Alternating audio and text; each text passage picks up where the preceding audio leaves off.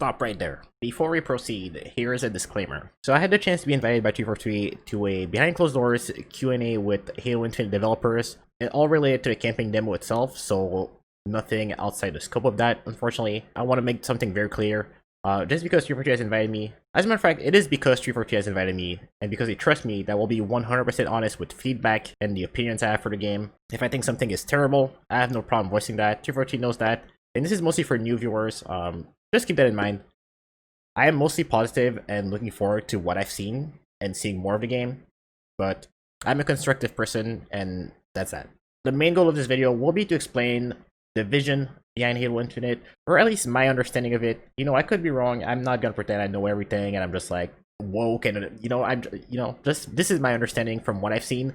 The kind of answers I heard from the developers who work on the game, the leads. I kind of want to try and get that across in video form. This is actually more difficult than I intended, but I hope I get the point across with what I'll show you and talk about at the same time. And hopefully you guys will end up being as excited as I am for the game. Obviously, we don't know what multiplayer will be like, and for me personally, that's a huge component of the game. But if it follows the steps of what their goals are for the campaign, I think we're in for a really good time. Anyways, this video will have subsections, and the topics will mostly focus on things that are new, are different, or worth mentioning about Halo Infinite compared to previous Halo games, including Halo 5. And if you want to watch a camping demo in whole, I suggest heading to Halo's YouTube channel and watching it in 4K. Even if you don't have a 4K monitor, it's definitely worth watching in 4K because of the way YouTube bitrate works, so keep that in mind. Anyways, let's hop right into it.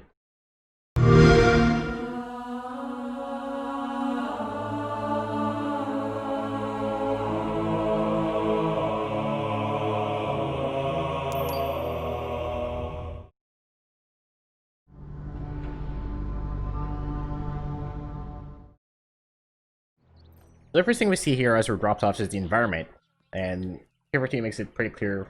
They're trying to show how open, crazy, and massive this world is. This is the clear callback at like Halo CE and landing on the Halo ring for the first time, and like just like thinking, whoa, a sense of wonder and mystery. So everyone gambled that this game was gonna be open world. That was a pretty safe bet, but congrats, you got it right. There are still objectives to follow. As you can tell, there was a ship, kind of give you a sense of purpose there.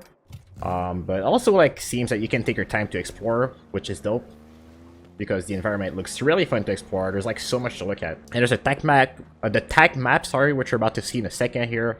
It helps a lot with giving you a sense of purpose, giving you places to go and things to look at, or just like piquing your curiosity even. So I'm gonna take a moment to pause this right here, because there's this upgrade screen that's pretty interesting. Well, we can't really see what the screen is, but it's pretty interesting that there's like this tab right here that we don't know what the purpose will be. It could be like weapon upgrades, it could be equipment upgrades, a skill tree, like a freaking RPG type of game. It could be a lot of things. I would not be surprised if that tied in with the exploration aspect of the game quite a bit.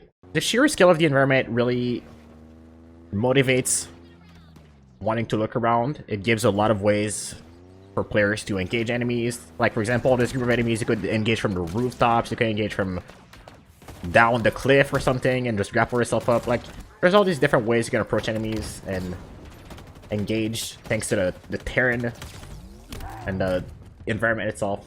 It's very reminiscent of the freedom that Zelda Breath of the Wild has for some of you guys who play that game. And here we get this really amazing shot of like the whole vista. A little bit of popping in here and there, unfortunately. Definitely would like to see them fix that for the actual game, but you know, it really gives you like this whole sense of awe and makes you want to explore the game, which I think is something that they really nailed with the environment. I'm really stoked to just see what the hell is going on all over this ring. And I think there's this whole environment justifies the grapple shot instead of just clambering everywhere. I guess Zelda is the glider and clambering, and this game is the grapple shot.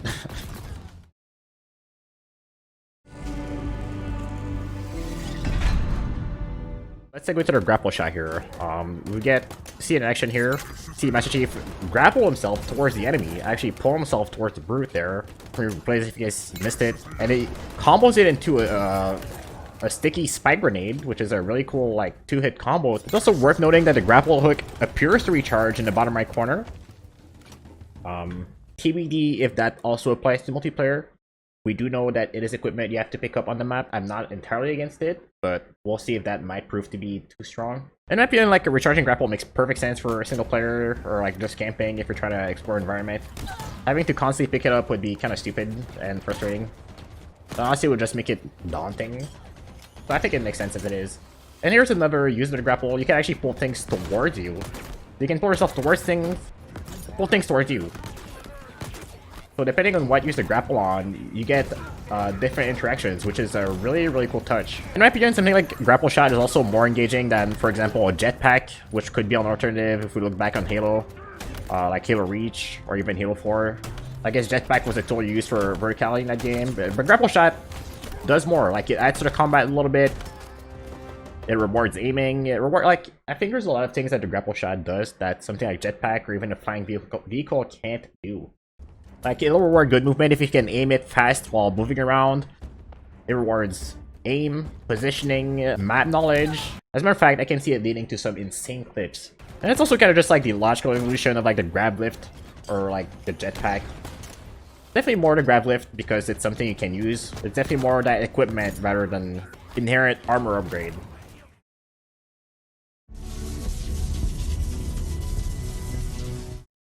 Speaking of equipment, we also get our glance at the second piece of equipment here, the drop wall, which is pretty much the love child of the Halo 3 bubble shield and the deployable cover. So if you guys missed it, you drop this little like cover thing here and it spawns like this wall that protects you against certain projectiles. So for example, I blocked this grenade right here, but it appears you can shoot through it.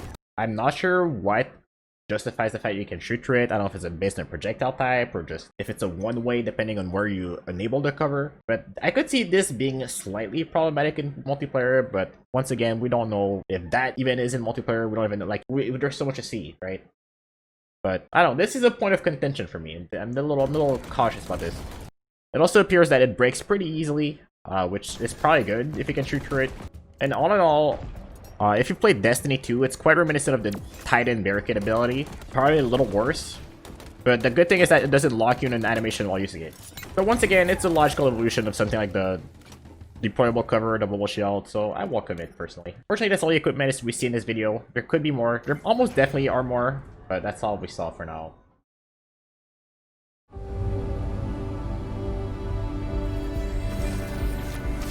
I must remind myself. Up next for this section, we're going to shift the focus a little bit. I want to talk about the combat loop and the movement. So in this demo, there are a ton of weapons to look at, and that's going on. I'm not really going to talk about the weapons themselves, specifically for this video at least, but I want you to pay attention to like how the combat goes down in this game. I'll skip through combat sections for the most part. Also, big shout out to this Warthog just conveniently parked like it's a pickup truck hat or something. The main point is, the combat so far, well, it's been a couple of grunts getting shot at, okay? It's not really been much. But the combat in this trailer is very grounded and simple. First thing we see is a couple grunts getting lit up with an air. Doesn't get more Halo than that. See more grunt getting blasted. We have this new pistol right here. The sidekick does not seem to replace the Magnum. I hope not, at least, because it doesn't seem very powerful. Definitely seems like a sidearm.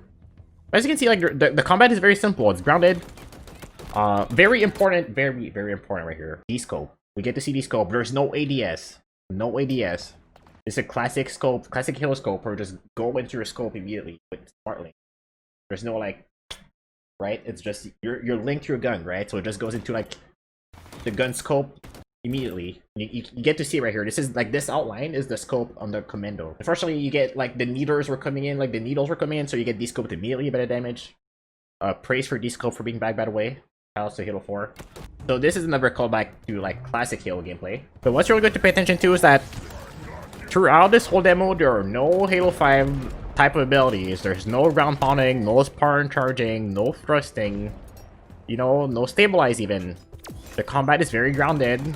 It's your tools and how you decide to engage the enemy. Here we caught a little slide, so I do want to give a shout out to that slide. Here there's a slide. And pay attention to it. It seems like it gives you a slight speed boost. Pay close attention. It's almost like the player gets pulled into the slide. It's like, whoo! You know what I mean? And also, very interesting, it doesn't seem to affect your weapon readiness, so you can keep shooting and aiming mid-slide, unlike Halo 5. Personally, I'm stoked for this. That's definitely less disruptive for gameplay, which is personally something I welcome because it's more like classic Halo. You don't get stuck in those animations. You're just like right into the action, always shooting, always aiming. So another thing I'd like to give a shout out to is that the equipment in this game appears to complement the combat rather than do the combat for you. For example, use the grapple to close the gap or pick up an item from a distance without putting yourself at risk. You can use your drop shell to block cover, but you can't use like those things to kill opponents. You can't just, you know, you're not using your bellies to just not shoot your gun, which in my opinion is very important in a first-person shooter. You don't want to play a first-person shoulder charger or first-person ground pounder, right? You want to have like this fun first-person shooter aspect. And to me, this game is really nailing the simple like Halo dance floor combat with interesting weapons, interesting equipment, interesting gear. The sandbox matters again, which I welcome. It doesn't feel like every gun is the same. Just every gun's a like damage bomb, right? It's just like they shoot differently, they have different behaviors. There's some new interesting newcomers like this gun that's like it seems like the evolution of Mauler, but also seems like a revolver type of gun. Like there's some crazy headshot damage, shoots very slow. The combat has been simplified in favor of less button spam, abilities, and crazy stuff, and just like tactical gameplay, making decisions like shooting barrels, picking up barrels, focusing on certain opponents, picking up certain weapons. This is definitely a clear callback at classic Halo gameplay to me. Even though sprint is in, even though you can slide, to me this is pretty clear-cut classic Halo gameplay. Like, since the original trilogy, this is probably the closest we've come to an actual sequel to Halo 3, and I'm very, very excited for it. Also, last detail that I'm not sure many people caught, but look at the bullet trails in this game. It appears that there is a very slight delay until the bullets connect to the enemies, which seems to me to imply that the weapons in this game are actually projectile-based and not hit scan. And you know, I think projectile-based can be better if done right. I think it is more skillful. And I think it makes more sense for a game that's very big and has large environments. You want weapons that are realistic in how they behave. And I don't know, TBD. I'm very curious to see how, or rather what this means for multiplayer.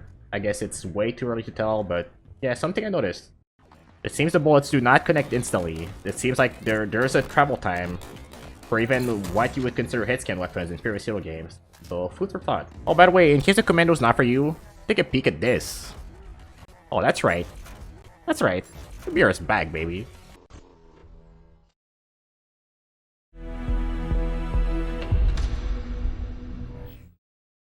It's been over a decade since Halo 3 came out in 2007. I'm sure some scholars of the Halo schism might disagree, alright? But as someone who's been around since 2004, I think the big shift in Halo's core fundamentals happened starting in Halo Reach.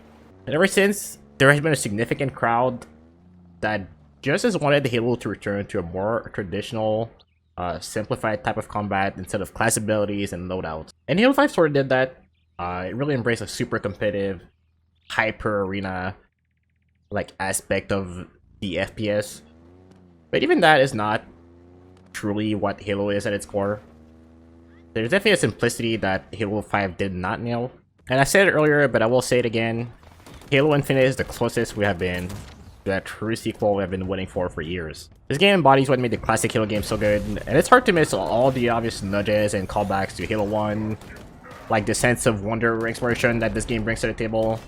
Or we can see the equipment from Halo 3 being improved upon tenfold and just like made way better. They even have the BR based on the original Halo 2 model. Improved upon, modernized ever so slightly. We were told there'd be reach levels of customization, which is probably gonna somehow be way better than anything we've ever seen before, including Reach itself. And you know, like, this game is a game for all the Halo fans.